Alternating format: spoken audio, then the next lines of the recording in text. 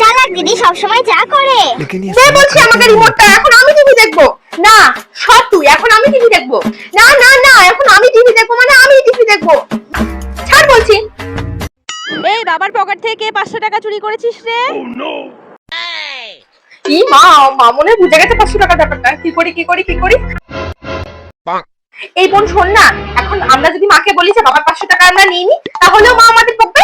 আর যদি বলি যে বাবার 500 টাকা আমরা নিয়েছি, তাহলেও মা আমাদের বকবে। তার চেয়ে বরং একটা কাজ করি, শোন।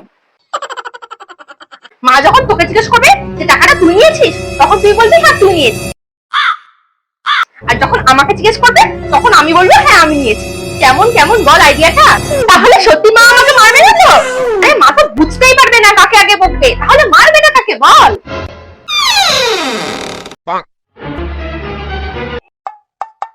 এই তোদের দুজনের মধ্যে কেউ একজন তোর বাবার পকেট থেকে টাকা নিয়েছিস। কে নিয়েছিস তাড়াতাড়ি বল, তাড়াতাড়ি বল কিন্তু কে নিয়েছিস? মা আমি টাকা নিয়েছি। মনা তুই? এই বাবা বোন, ছি, তুই নিজের বাড়ির টাকা নিজে চুরি করেছিস? তোর লজ্জা লাগে না? ছি ছি ছি ছি। এই বয়সে তুই করলি? হ্যাঁ ছি। মা আমি কিছু জানি না। দিদি আজকে তোর বাবা আসুক, তারপরে হচ্ছে দাঁড়া।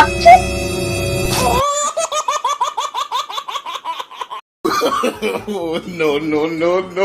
তুই আমাকে এইভাবে মায়ের কাছে বকা খাওয়ালি তো, আর আমি টাকা নিইনি তাও আমাকে বকুনি খেতে হলো তো। এবার দেখ আমি তোর সঙ্গে কি করি।